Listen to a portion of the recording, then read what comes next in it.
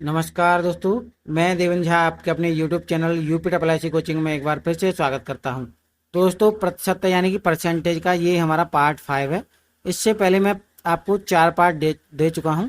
यदि आपने वो पार्ट नहीं देखे हैं, चारों भाग मैंने दिए हैं, तो उसका लिंक मैंने डिस्क्रिप्शन बॉक्स में दे दिया है। वहाँ पे आपको ये चारों पार्ट मिल जाएंगे प्लेलिस्ट के रूप में।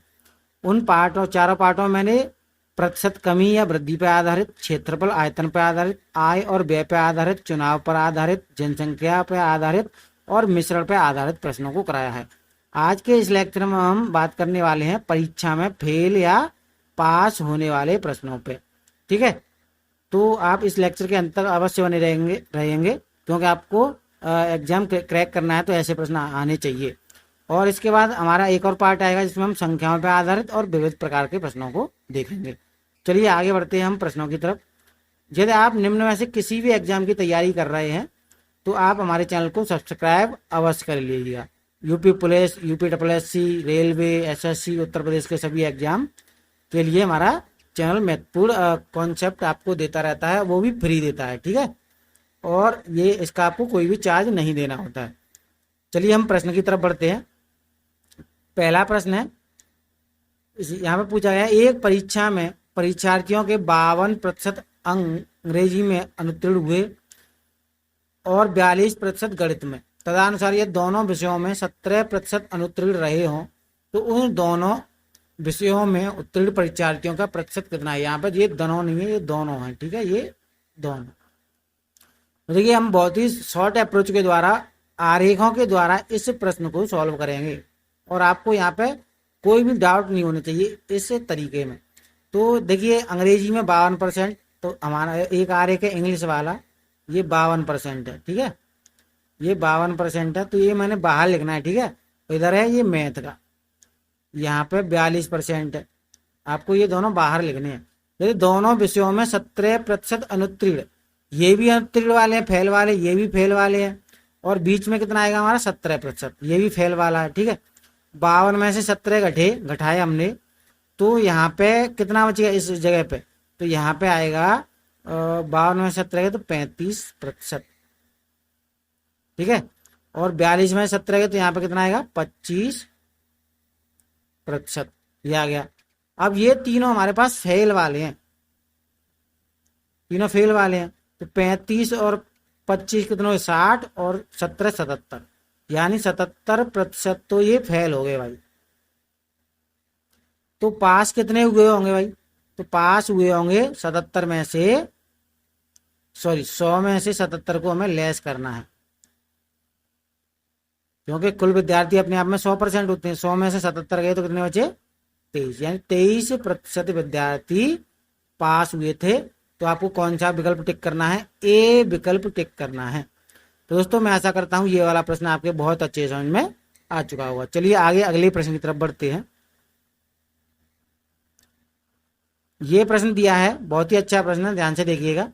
एक परीक्षा में 19% विद्यार्थी गणित में तथा 10% विद्यार्थी अंग्रेजी में अनुत्तीर्ण यानी फेल हो गए। ठीक है, यदि सारे विद्यार्थियों में से 7% विद्यार्थी दोनों विषयों में अनुत्तीर्ण होते हैं, तो दोनों विषयों में उत्तीर्ण होने वाले विद्यार्थियों की संख्या कितनी है। बहुत ही अच्छा प्रश्न है। तो इसको भी हम आरेख के द्वारा ही करेंगे। तो ये मैंने आरेख बना लिए। तो ये हमारा मैथ का आरेख है, और मैथ में 19% विद्यार्थी आए हैं, और ये हमारा इंग्लिश का है, इसमें 10% विद्यार्थी, और 7% यानी दोनों में 7% ये दोनों में आएगा। तो 19 में से 7 के कितने बचेंगे, यहाँ पे 12, 10 में से 7 के 3। अब ये फेल वाले आ गए भाई सारे के सारे, 12 और 7 19, 19 और 3 22, ये तीनों को मैंने जोड़ा तो 22% निकल के आया, ये फेल वाला हो गया। तो भाई पास कितने हुए होंगे, तो पास हुए होंगे 100 में से घटाएंगे, क्योंकि पूरे विद्यार्थी 100% होते हैं। 100 में से 22% हमने घटाया, तो हमारे पास कितना बचा 78%। तो कुल विद्यार्थियों का 78% विद्यार्थी पास हो गए। तो कौन सा विकल्प आपको टिक करना है, डी विकल्प आपको टिक करना है। तो दोस्तों, ये वाला प्रश्न भी आपके अच्छे समझ में आया होगा। चलिए आगे बढ़ते हैं अगले प्रश्न की तरफ। दोस्तों अगला प्रश्न है, बहुत ही अच्छा प्रश्न है, ध्यान से देखिएगा। किसी परीक्षा में अंग्रेजी में 70% और गणित में 80% अभ्यर्थी पास होते हैं, 10% दोनों विषयों में फेल होते हैं। यदि 144 अभ्यर्थी दोनों विषयों में पास होते हैं, तब अभ्यर्थियों की कुल संख्या क्या है? बहुत ही अच्छा प्रश्न है। तो इस प्रश्न को भी हम आरेख के द्वारा ही करेंगे। देखिए, फेल या पास पर आधारित परसेंटेज जितने भी प्रश्न होते हैं, हम आरेख के द्वारा बहुत आसानी से सॉल्व कर सकते हैं। तो ये हमारे पास इंग्लिश का आरेख है, जिसमें हम 70% गणित में 70% अंग्रेजी में पास वाले हैं, ठीक है। और ये इधर है मैथ का आरेख, तो ये इसमें 80% ये पास वाले हैं, ठीक है, पास, PASS, इधर भी कर दे रहा हूँ PASS। तो भाई फेल वाले कितने हुए होंगे? फेल 30% हुए होंगे। इधर भी फेल कितने हुए होंगे? इधर हुए होंगे फेल 20%, 100 में से घटा के, ठीक है। अब ये हमने किस लिए लिखा? इसलिए लिखा क्योंकि बीच में जो दोनों में कॉमन संख्या दी है 10%, दोनों फेल वाले दिए हैं, तो इसलिए हमने फेल वाले निकाल लिए। 10% दोनों में ये फेल आ गए। अब देखिए 30% इस इंग्लिश में पास हो रहे, तो 10% कॉमन है, तो कितना? 30 में से 10 घट गया 20, यहाँ पे 20% आ गया। अब 20 में से 10 गया तो यहाँ पे कितना आएगा? यहाँ भी 10 आएगा। तो अब हमारे पास ये फेल वाले आ गए, फेल वाले यानी 20, 10 और 10 कितना हो गया? 40%। 40% फेल हो गए। तो टोटल विद्यार्थियों में थे पास वाले कितने होंगे भाई? पास वाले तो पास हुए होंगे 60%। तो यही 60% किसके बराबर है? इस 144 के बराबर है। तो बस हमें सॉल्व कर देना है। 60% यदि 144 के बराबर है, तो टोटल विद्यार्थी कितने होते हैं अपने आप में? 100%। तो हमें इसका निकाल देना है। 144 में यदि हमने 60 से भाग लगाया और 100 से गुणा किया और इसे सॉल्व कर दिया, 0 से 0 कैंसिल, 6 से 144 कटा भाई 24 बार, 24 में 10 का गुणा हो जाएगा तो कितना आएगा? 240 विद्यार्थी कुल संख्या है, ठीक है। अभ्यर्थियों की कुल संख्या कितनी है? 240। तो ये आपको सी विकल्प टिक करना था। तो दोस्तों मैं आशा करता हूँ ये वाला प्रश्न भी आपके बहुत अच्छे समझ में आ चुका होगा। चलिए हम आगे बढ़ते हैं अगले प्रश्न की तरफ। दोस्तों अगला प्रश्न है, बहुत ही अच्छा प्रश्न है, ध्यान से देखिएगा। किसी परीक्षा में 34% विद्यार्थी हिंदी तथा 42% अंग्रेजी में फेल हुए। यदि 20% विद्यार्थी दोनों विषयों में फेल हो, तो कितने प्रतिशत विद्यार्थी दोनों में पास हुए हैं? तो दोनों में पास पूछा है। तो देखिए इसे भी हम आरेख के द्वारा ही सॉल्व करेंगे। तो ये हिंदी है और इधर है इंग्लिश। तो ये 34% यहाँ पे फेल दिखा रहा है हिंदी में, और 42% यहाँ इंग्लिश में फेल दिखा रहा है, और 20% विद्यार्थी दोनों में फेल दिखा रहा है। तो 20 तो बीच में आ गया भाई। अब 34 में से 20 गए तो यहाँ पे कितने बचे भाई? 14% यहाँ पे आ गया। 42 में से 20 गए तो यहाँ पे कितने बचे? 22% यहाँ पे आ गया। तो दोनों विषयों में पास, यानी फेल वाले कितने आ गए? टोटल फेल वाले हमारे पास आ गए भाई 14, 20 और 22। इन तीनों को आपस में जोड़ना है। तो 14 और 20 कितने हो? 34। 34 और 22 कितने हो जाएंगे भाई? 56। यानी 56% तो भाई फेल हो गए।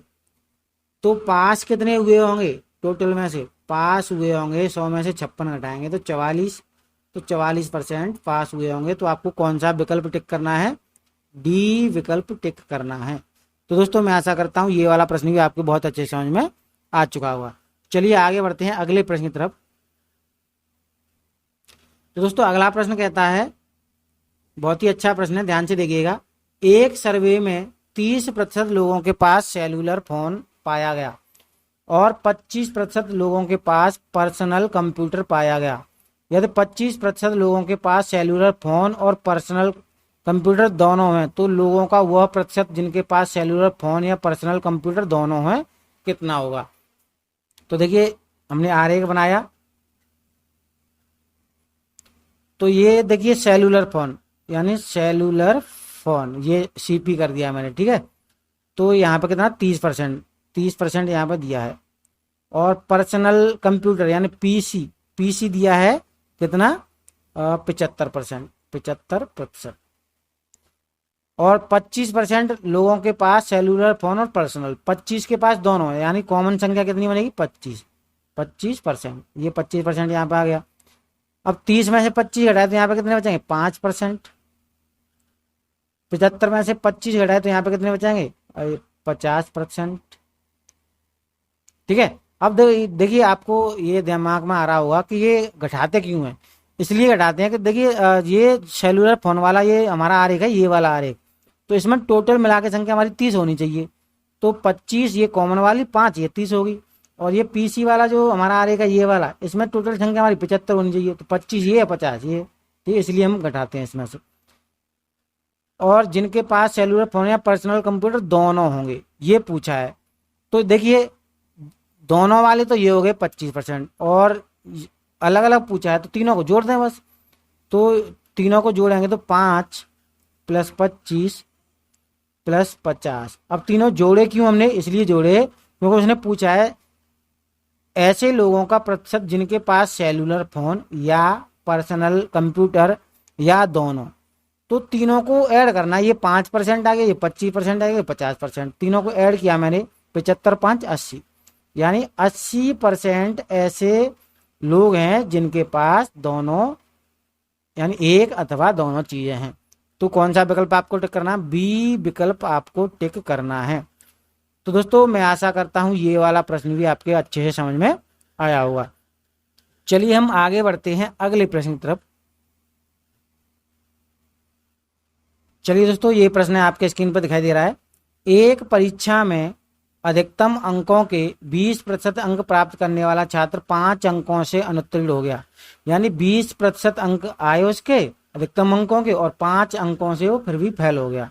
दूसरा छात्र जिसे अधिकतम अंकों के 30% अंक मिलते हैं, उत्तीर्ण अंकों से 20 अंक अधिक प्राप्त कर लेता है। दूसरा जो छात्र है उसे 30% अंक मिले और जो पासिंग मार्क है उससे 20 अंक उसके अधिक आ गए। तो उत्तीर्ण होने के लिए आवश्यक प्रतिशत क्या है। बहुत ही अच्छा प्रश्न है।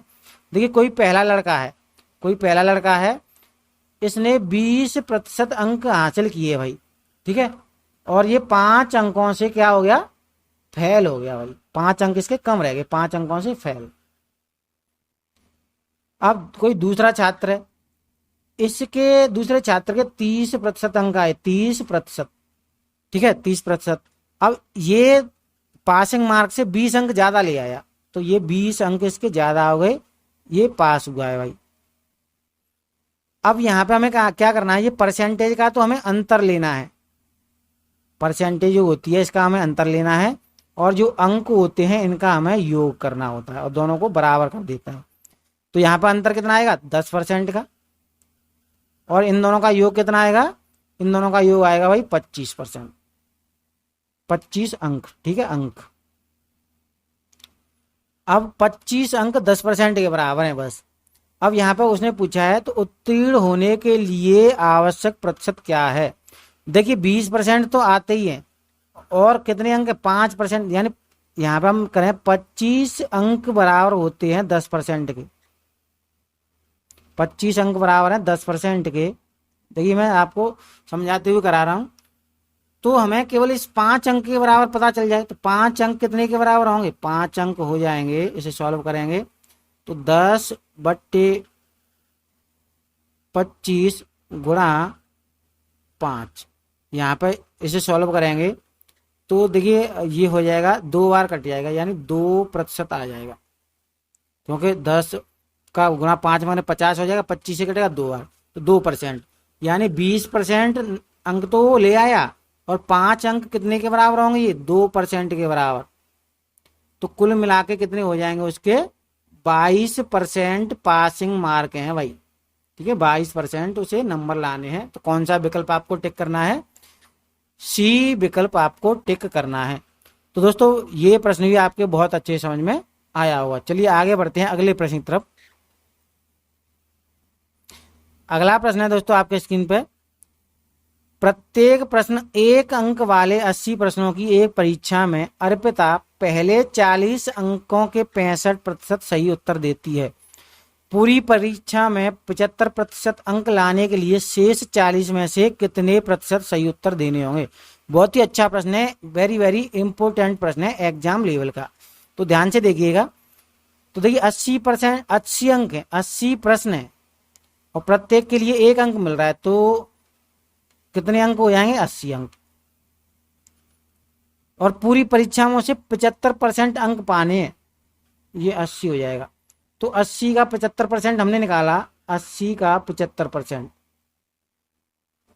तो इसे हमने सॉल्व किया। 0 से 0 कैंसिल हो गया, 5 से ये कटा 15 बार 75, और 5 से 10 कटा 2 बार, 2 से ये कैंसिल हो गया 4 बार, 15 चौके 60, यानी 60 सवाल उसे सही करने हैं। ठीक है, 60 प्रश्न उसे सही करने पड़ेंगे।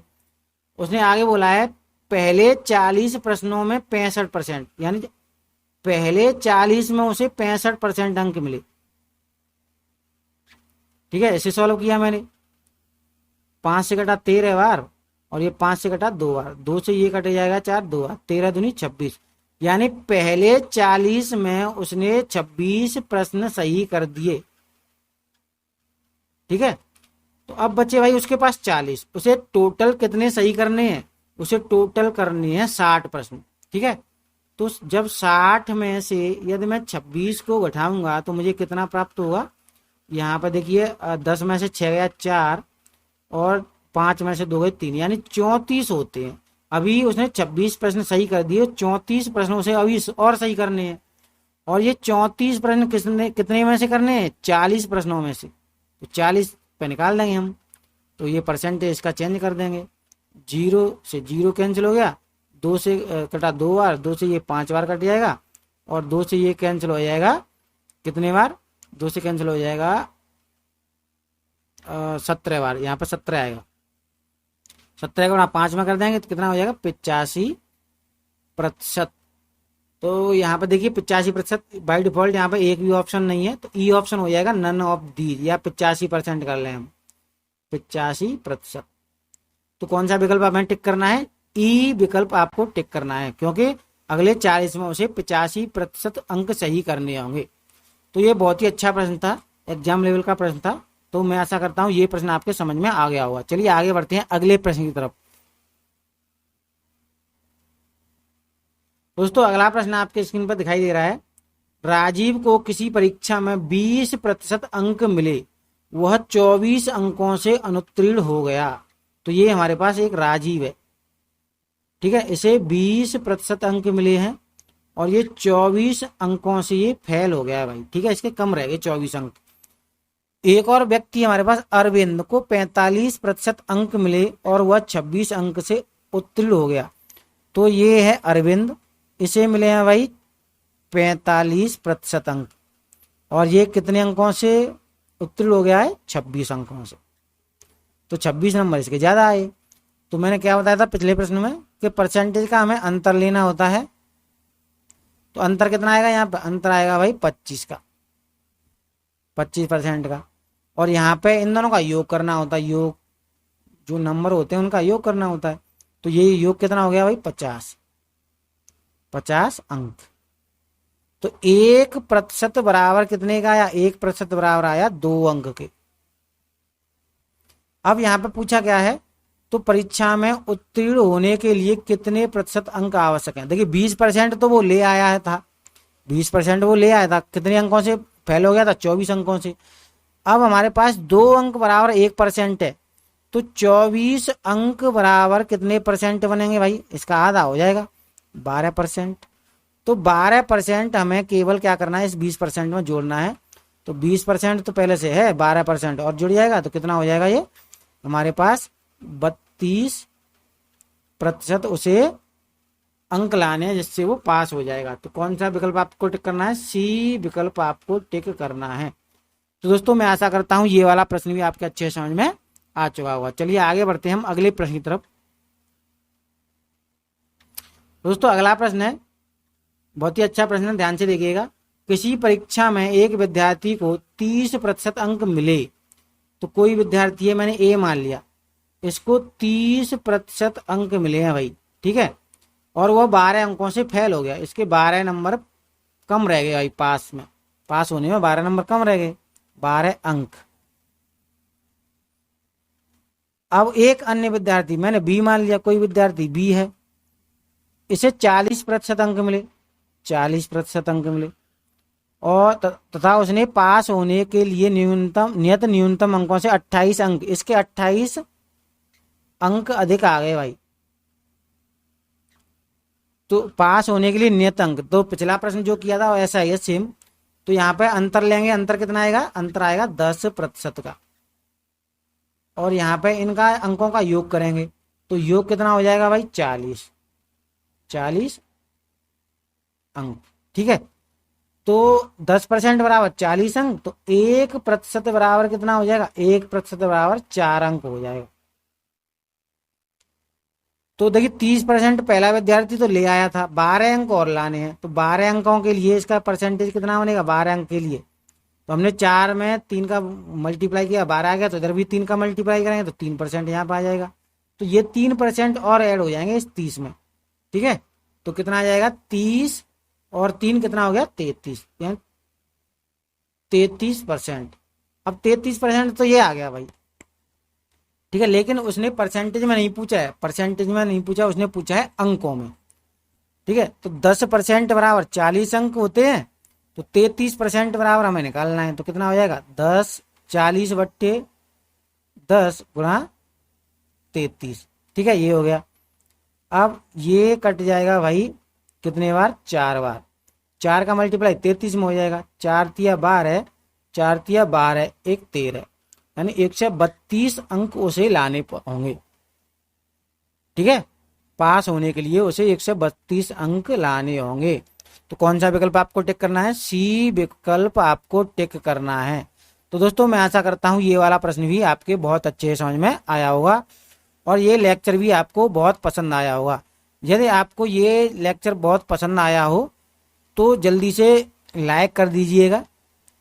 लाइक करने के साथ साथ यदि आपने हमारा चैनल सब्सक्राइब नहीं किया है तो सब्सक्राइब भी कर लीजिएगा, और बेल आइकन को प्रेस कर दीजिएगा, जिससे क्या होगा, अगले वीडियो का नोटिफिकेशन आपको तुरंत मिल जाएगा जैसे ही मैं डालूंगा। तो दोस्तों आज के इस लेक्चर में मैंने इतने ही प्रश्नों को कराया था, और मेरे ख्याल से ये लेक्चर आपके लिए बहुत ही महत्वपूर्ण साबित होगा। रामबाण। तो दोस्तों आज के लिए बस इतना ही था। राम राम, धन्यवाद।